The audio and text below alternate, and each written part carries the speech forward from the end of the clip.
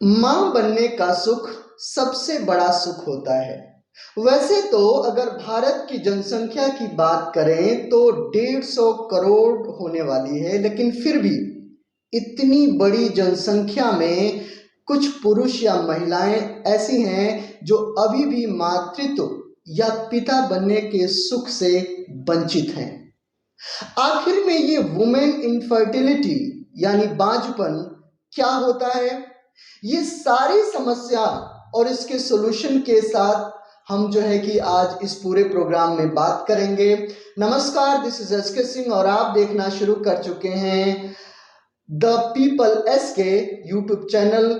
और इस चैनल के लोक मंच प्रोग्राम में आपका बहुत बहुत स्वागत है। हमारे जो साथ हैं वो डॉक्टर गरिमा गुप्ता, जो एमबीबीएस डॉक्टर हैं, एमडी ओबीसी और डीएम इनफर्टिलिटी। अगर एक बात और कहूं कि पूरे नॉर्थ इंडिया में ये इकलौती ऐसी डॉक्टर हैं जो वुमेन इनफर्टिलिटी में एक स्पेशलिस्ट हैं, जो इनके पास एक अलग तरीके की जो है कि वो डिग्री है। तो हम सारे सवालों को जानने की कोशिश करेंगे। हम ये जानने की कोशिश करेंगे कि आखिर वुमेन इनफर्टिलिटी होती क्या है, और बांझपन का सवाल सिर्फ वुमेन में ही होता है या मर्दों में भी बांझपन का सवाल होता है?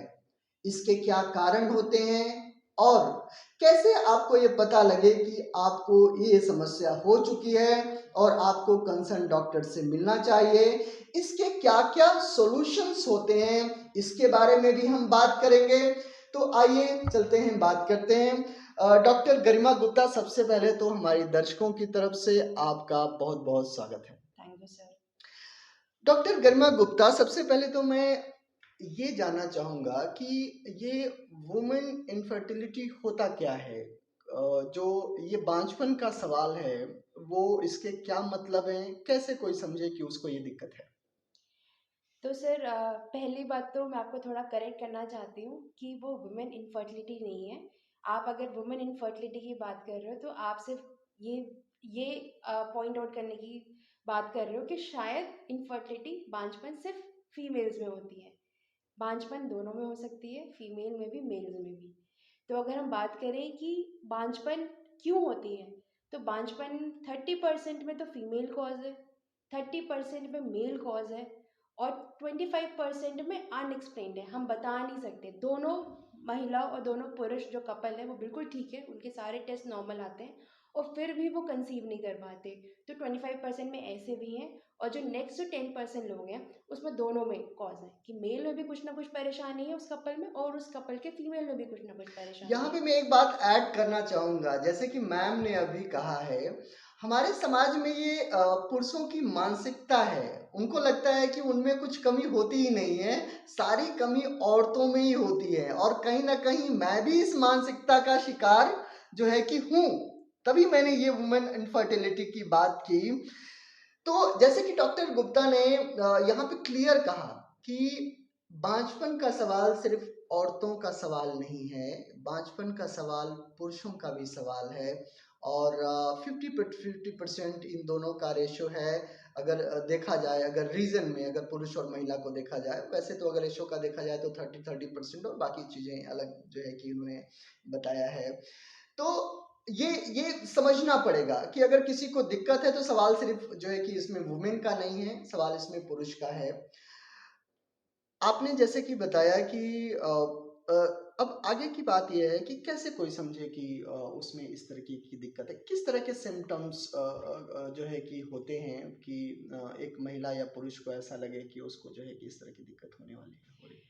सो बांझपन या इनफर्टिलिटी हम उन पेशेंट से बोलते हैं जिनके जो काफ़ी टाइम से ट्राई कर रहे हैं प्रेगनेंसी करने के लिए और कंसीव नहीं कर पा रहे हैं। अब ये कितने साल या कितने टाइम के लिए पहले ट्राई खुद से करना है और उसके बाद डॉक्टर के पास आना है, वो डिपेंड करता है कि कपल में हस्बैंड और वाइफ की एज क्या है। अगर हस्बैंड या वाइफ में दोनों की जो उम्र है वो 35 साल से कम है, तो पहले वो अपना 1 साल खुद से अपने आप से पूरा ट्राई करें, बिना किसी कॉन्डोम का इस्तेमाल करते हुए हर महीने ट्राई करें। मिनिमम से मिनिमम 12 महीने खुद से ट्राई करें पहले, और उसके बाद अगर वो कंसीव नहीं कर पा रहे हैं तो एक स्पेशलिस्ट डॉक्टर को दिखाने जाएं। वहीं अगर कपल में उनकी उम्र 35 साल से ऊपर है, तो उनको 1 साल के लिए वेट नहीं करना चाहिए। तब उनको 6 महीने पहले खुद से ट्राई करके, और अगर कंसीव नहीं कर पा रहे हैं तो वो एक डॉक्टर के पास, उन्हें स्पेशलिस्ट डॉक्टर के पास दिखाना चाहिए।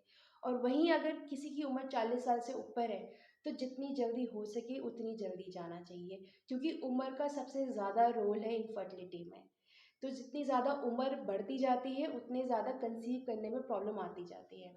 पर अगर मैंने जैसे दूसरा ही बताया कि अगर 35 साल से कम उम्र है और आपको अगर 1 साल आप वेट कर रहे हो, तो इसका मतलब है कि आपकी बाकी सारी चीज़ें ठीक होनी चाहिए। आपको इंटरकोर्स या सेक्स करने में कोई प्रॉब्लम नहीं होनी चाहिए। आपके पहले कोई ऑपरेशन नहीं होने चाहिए, ना ही पुरुष में, ना ही महिला में।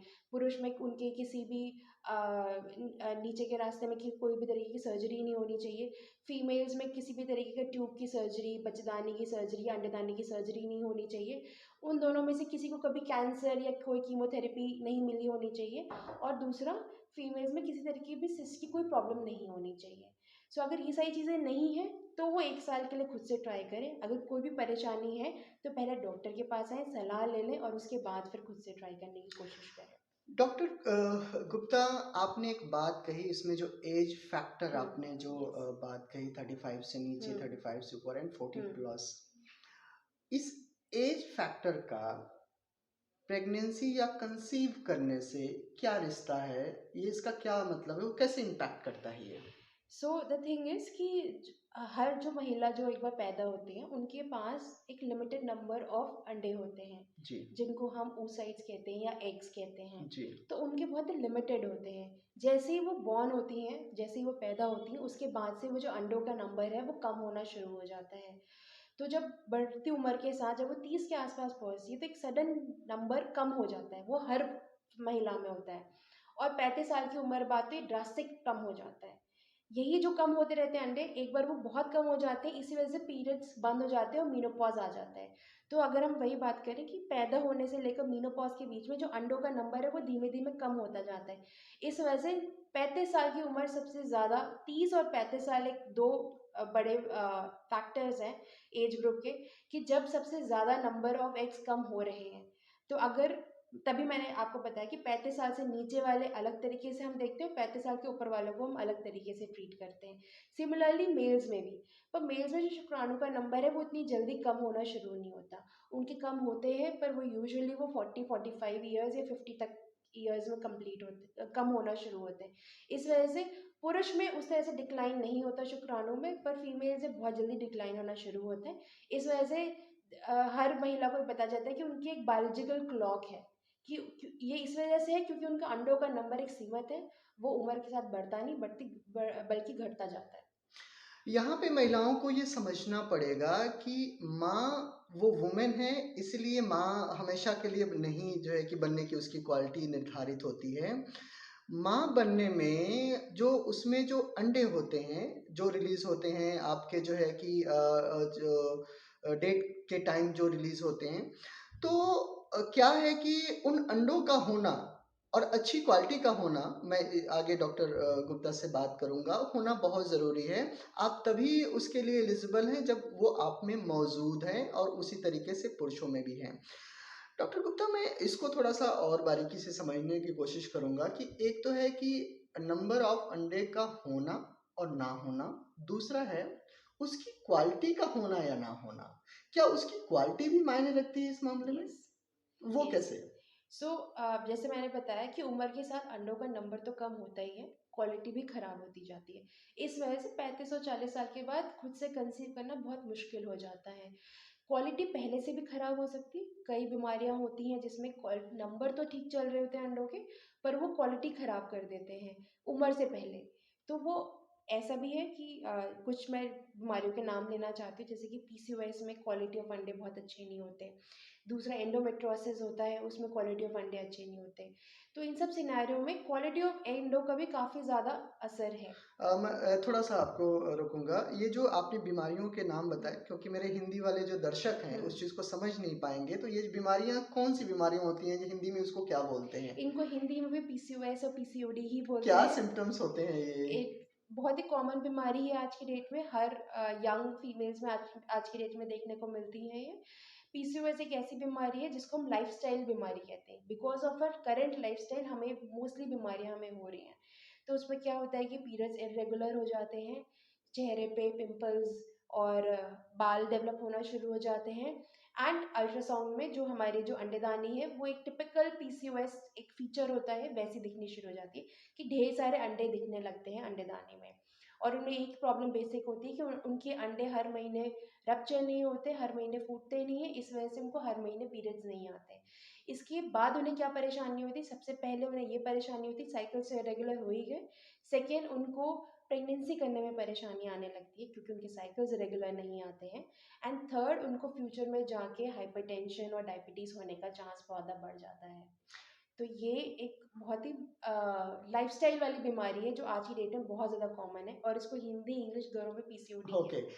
सो आगे मैं एक चीज़ और इसके बारे में, जैसे कि आपने बताया कि ये सारे कारण जो आपने बताए, अ, जो बाँझपन के आपने कारण बताए हैं या कंसीव ना करने के जो कारण बताए हैं आपने, अ, उसमें ये मेन कारण आपने जो है कि बताए हैं।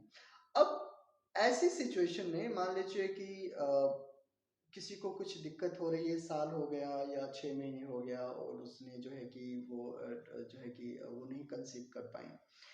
तो सबसे पहले उनको किन बातों का ख़्याल रखना चाहिए जो आपने शुरू में कुछ बताए हैं? क्या इसके अलावा इसमें कुछ खान-पान का भी रोल होता है कि अगर किसी ने अगर कंसीव करना है तो अगर उसकी डाइट या इस तरीके से कुछ ठीक ना हो या कुछ पहले से मेडिसिन्स चल रही हैं किसी चीज़ की, हुँ, तो क्या उसका भी रोल होता है कि भाई ये मेडिसिन चल रही है तो आप जो है कि कंसीव करने में आपको दिक्कत होगी, कुछ इस तरह की? Yes definitely. जैसे मैंने पहले बताया, एक फीमेल को कंसीव होने के लिए 3 चीज़ें बहुत सही होनी चाहिए। एक यूट्रस सही होना चाहिए, बच्चेदानी सही होनी चाहिए, ट्यूब सही होनी चाहिए और अंडेदानी सही होनी चाहिए। तो ये 3 चीज़ें तो बेसिक हो गई। इसके अलावा और अगर ये तीनों चीज़ें सही होती हैं, तो हमने देखा है उसके अलावा भी एक कैटेगरी है जो अनएक्सप्लेन्ड कहते हैं, जिसमें सब कुछ ठीक है, मेल्स का शुक्राणु भी ठीक है, वो कंसीव नहीं कर पा रहे। तो कहीं न कहीं एनवायरमेंटल फैक्टर बहुत ज़्यादा आता है और दूसरा लाइफ़स्टाइल एंड खान-पान का फैक्टर बहुत ज़्यादा आता है। ओके। तो एनवायरमेंटल फैक्टर एंड खान-पान में हम ये कह हम आज की डेट में हमें देखने को मिलता है कि हमारा वातावरण बहुत ज़्यादा प्रदूषित है। हम बहुत से केमिकल्स हवा में अवेल हैं जो हम सांस में हमारे सांस के थ्रू हमारी बॉडी में आ रहे हैं। खाने में पेस्टिसाइड्स हैं और बहुत से केमिकल्स हैं जो उसके खाने के थ्रू हमारी बॉडी में आ रहे हैं।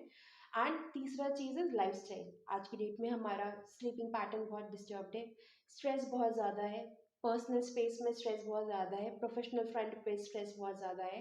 देन उसके बाद अम, तो ये सारी चीज़ों की वजह से एंड दूसरा ये and fourth thing is obesity, हमारा मोटापा बहुत ज़्यादा बढ़ता जा रहा है।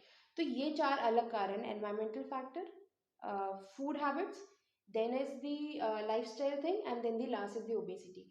सो ये सारी चीज़ों की वजह से हमारे यहाँ इनफर्टिलिटी बढ़ती जा रही है। तो खान पान में क्या है, हमें जितना कोशिश करनी चाहिए। अब हम सारे लोग ऑर्गेनिक खाना तो अफोर्ड नहीं कर सकते, प्लस हमें ये भी नहीं पता कि ऑर्गेनिक फूड में एक्चुअली कितना ऑर्गेनिक है वो, जी। ठीक है। So as far as possible हमें सारे सब्जियां और ये सब तो धुल के ही खाने चाहिए, वो तो बहुत बेसिक है, सबको पता है। दूसरा, जितना भी ग्रीन वेजिटेबल्स है और जो रॉ फूड है और जो सैलड्स है, ये बहुत ज़्यादा अच्छी मात्रा में लेने चाहिए। दूसरा, अंडों की क्वालिटी अच्छा करने के लिए या इम्प्रूव करने के लिए लोगों को जो सिट्रस फ्रूट्स होते हैं, जिन्हें खट्टी चीज़ें, खट्टे वाले जो फल्स होते हैं, उन्हें लेना बहुत ज़्यादा ज़रूरी है। जैसे कि अंगूर हो गया, संतरा हो गया, कीनू हो गया। तो ये सारी चीज़ें, या नींबू पानी हो गया, तो ये सारी चीज़ें लेने से हमारी बॉडी में विटामिन सी जाता है, जिससे कि क्वालिटी ऑफ अंडे इम्प्रूव हो सकते हैं। बट येस, खाने से बहुत ज़्यादा इम्प्रूवमेंट नहीं आता, बट कहीं ना कहीं अगर हम छोटा सा भी चेंज अपनी लाइफस्टाइल में लाते हैं, तो कहीं ना कहीं वो मतलब in long run it is going to affect us in good way. So छोटी छोटी चीज़ें तो चेंजेस ला सकते हैं हम। मैंने वही बताया कि फ्रूट्स फूड में आपने स्पेसिफिकली पूछा, तो मैं यही कहूँगी कि जो ये खट्टी वाली चीज़ें हैं ये ज़्यादा पेशेंट कंज्यूम करें। और लाइफस्टाइल में alcohol and smoking and tobacco products बिल्कुल भी ना यूज़ करें, वो किसी तरीके से नहीं अच्छे, ना फीमेल्स में ना मेल्स में। मेल्स को भी शुक्राणु वो बहुत ज़्यादा असर करते हैं, alcohol and smoking and tobacco use also. Similarly females में भी उनके अंडों को बहुत ख़राब करते हैं। इसमें थोड़ा-सा एक बात मैं ऐड करना चाहूँगा। अगर मैं देखूँ तो शराबियों के ज़्यादा बच्चे होते हैं।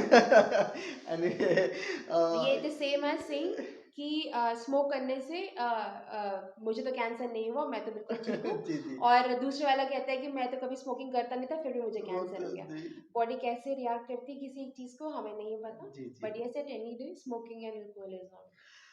बिल्कुल, तो ये बहुत ध्यान देने वाली बात है कि अगर आप इनफर्टिलिटी यानी बांझपन की समस्या से अगर आप गुज़र रहे हैं, तो उस कपल को ये बहुत ज़रूरी है कि इन सब चीज़ों का भी वो ख़्याल रखें क्योंकि यह भी कारण एक हो सकते हैं अल्कोहल, स्मोकिंग और इस तरह का एनवायरनमेंट, ठीक है? जो सबसे महत्वपूर्ण बात ये है कि जो बांझपन के जो आपने कारण बताए हैं इनफर्टिलिटी के, उसमें से कौन-सी चीज़ें ठीक की जा सकती हैं और कैसे ठीक की जा सकती हैं और कौन-सी चीज़ें ठीक नहीं की जा सकती, ये ज़रा आप क्लियर कीजिए। सो फॉरमोस्ट इज़ लाइफ़स्टाइल हमेशा आपके हाथ में है, आप उसे हमेशा ठीक कर सकते हैं। 8 hours of sleep every day, timely उठना, टाइमली सोना, ये बहुत बेसिक है, बहुत बीमारियों के लिए सेम चीज़ है ये। जी, yes. The second thing is changing food habits, avoiding all kind of सारे kind of junk food, fast food, आम भाषा में कहते हैं बाहर का खाना। तो हमें ये सारी चीज़ें अवॉइड करनी चाहिए। घर के खाने में लिमिट में सारा लिमिट में तेल का उपयोग करना चाहिए। जितना हो सके उतना ग्रीन वेजिटेबल्स यूज़ करने चाहिए। जितना हो सके उतना सैलेड खाना चाहिए। रॉ रॉ फ्रूट्स एंड जो ये ग्रीन वेजीज है बहुत ज़्यादा ज़रूरी है। एंड जो लास्ट है वो मैंने जैसे पहले बताया, फ्रूट्स बहुत ज़्यादा इंपॉर्टेंट है यहाँ पे। अंगूर है, कीनू है, संतरा है, ये सारी चीज़ें हैं। देन हम अपना वेट कंट्रोल कर सकते हैं। लाइफस्टाइल के बाद जो सेकंड चीज़ आती है वो है वेट कंट्रोल। क्योंकि वेट जहाँ जब भी ज़्यादा होगा और बीमारियाँ तो आएंगी ही आएंगी। जी। एक बांझपन भी अगर बहुत ज़्यादा वेट हो जाता है तो भी बहुत मुश्किल होता है कंसीव करना। इस वजह से वेट कंट्रोल करना बहुत ज़्यादा ज़रूरी है। थर्ड चीज़ इज़ आज की डेट में हमने देखा कि योगा बहुत बहुत योगा एंड मेडिटेशन बहुत बीमारियों में बहुत अच्छा साबित हो रहा है। सेम सेम चीज़ इनफर्टिलिटी में भी है। योगा मेडिटेशन करने से काफ़ी ज़्यादा स्ट्रेस लेवल कम होते हैं एंड काफ़ी ज़्यादा जो अंडों का जो क्वालिटी उसमें इम्प्रूवमेंट आता है। बट वही ये सारी चीज़ें एक दिन या एक हफ्ते या एक महीने करने से चेंजेस नहीं लाते हैं। इसको बहुत ही रूटीन से बहुत ही टाइम के लिए करना पड़ता है तो जाके ये आपके शरीर में कुछ चेंजेस लाते हैं। बट अगर ये जब लाते हैं चेंजेस तो बहुत लॉन्ग टर्म के लिए बहुत चीज़ों के लिए लाते हैं। तो ये सारी चीज़ें हैं जो हम इम्प्रूवमेंट ला सकते हैं। एंड लास्ट चीज़, say no to any kind of tobacco products and no to any kind of alcohol, both males and females. तो ये चार चीज़ें हैं जो अगर एक कपल फॉलो करे स्टार्ट से ही, तो फ्यूचर में जाके ये प्रॉब्लम जो प्रेगनेंसी नहीं कर पा रहे वो नहीं आएगी। बट एक बार अगर प्रेगनेंसी अगर ये प्रॉब्लम आ गई है तो ये सारी चीज़ें तो फॉलो करें ही करें, उसके बाद एक इनफर्टिलिटी स्पेशलिस्ट के पास भी जाए। एक चीज़ जो शुरू में आपने ज़िक्र किया था कि जो अंडे की क्वालिटी है, तो अगर कोई कंसीव नहीं हो पा रहा है या नहीं कर पा रहा है, तो क्या अंडे की जो क्वालिटी है उसको इम्प्रूव करके इसको ठीक किया जा सकता है? पहली चीज़।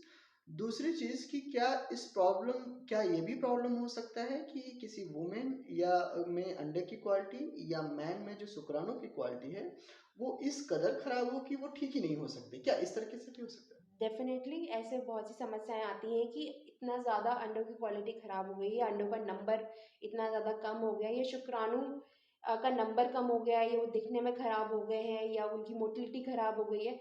अगर ऐसे सारे सिनेरियो आते हैं तो उसका ट्रीटमेंट अवेलेबल है जिसको हम फर्टिलिटी ट्रीटमेंट्स बोलते हैं। आम भाषा में लोगों ने तीन चीज़ें बहुत कॉमनली सुनी होगी। एक ओव्यूलेशन इंडक्शन होता है, अंडे बनने की दवाई देना। सेकेंड होता है आईयूआई, हस्बैंड या मेल पार्टनर को शुक्राणु उसको प्रोसेस करके नीचे के रास्ते से यूट्रस में डालना, बच्चेदानी में डालना। एंड थर्ड इज आईवीएफ, जिसको आम भाषा में टेस्ट ट्यूब बेबी भी बोलते हैं। तो ये तीन चीज़ें हैं। तो हम अगर बाकी सारी चीज अगर इतना ज़्यादा पेशेंट के साथ प्रॉब्लम है तो ट्रीटमेंट लेने की बहुत ज़्यादा सख्त ज़रूरत है।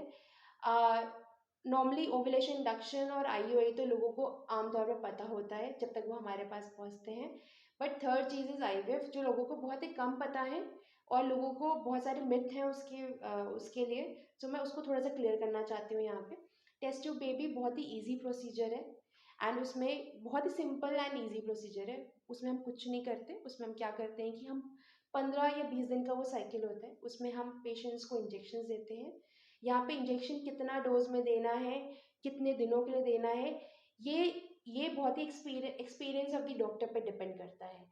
तो इस वजह से उसमें जो इंजेक्शन, जहाँ पे आप ट्रीटमेंट ले रहे हैं, वो देखना बहुत ज़्यादा ज़रूरी है कि आप कौन से डॉक्टर से ट्रीटमेंट ले रहे हैं, उसका किस तरीके का एक्सपीरियंस है, उसका किस तरीके का एजुकेशन है।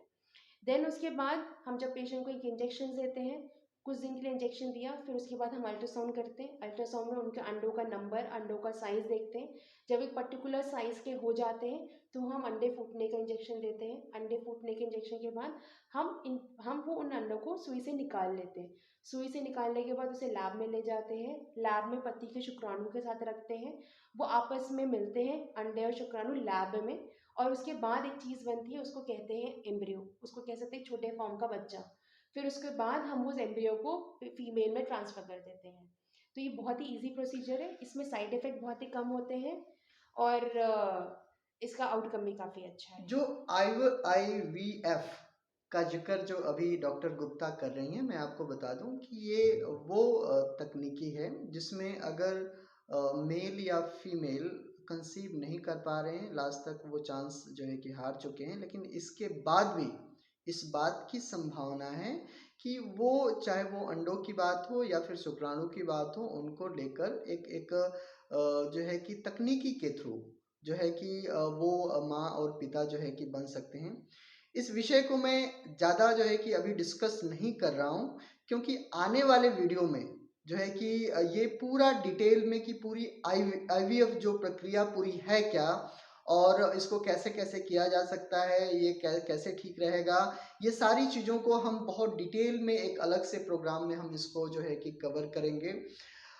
डॉक्टर गुप्ता, आपने कुछ बताया था कि आप नॉर्थ इंडिया की सबसे जो है कि एक अपने आप में एक स्पेशलिस्ट डॉक्टर हैं। मुझे वो बात समझ में नहीं आई थी, आप बताएंगे कि आप नॉर्थ इंडिया में कौन सी स्पेशलिटी आपके पास जो है कि है? मैंने अपनी सारी पढ़ाई एम्स दिल्ली से पूरी की है। आपको जैसे पता होगा, एम्स तो टॉप मोस्ट मेडिकल स्कूल है इंडिया का। तो मैंने अपनी सारी पढ़ाई MBBS, MD, obs and gynae में एंड डीएम कर रखी है। DM is a super specialized degree, जो अभी इंडिया में बहुत लोगों के पास नहीं है, और नॉर्थ इंडिया में तो सिर्फ मेरे पास ही है। मैं फर्स्ट सुपर स्पेशलाइज्ड डॉक्टर हूँ in IVF in the tri city and the north India. DM is same way, जैसे एक गैस्ट्रो का डॉक्टर होता है, एक नेफ्रो के डॉक्टर होते हैं, वो डीएम डिग्री करते हैं, वैसे ही अब आईवीएफ में भी है जो एक डीएम डिग्री है, जो एम्स दिल्ली में ही अभी मौजूद है। इनका नंबर और कांटेक्ट जो है कि मैं आपको डिस्क्रिप्शन में दे दूंगा, अगर आपने उनसे बात करनी होगी तो आप उन पे बात कर सकती हैं। और इसी के साथ इस प्रोग्राम को हम जो है कि यहीं पे ख़त्म करते हैं, और ऐसी ही जानकारी के साथ हम इस प्रोग्राम में जो है कि आप लोगों से मिलते रहेंगे। तो डॉक्टर गुप्ता, आपका बहुत बहुत शुक्रिया थैंक यू। हमारे दर्शकों के लिए। Thank you so much. नमस्कार, जय हिंद।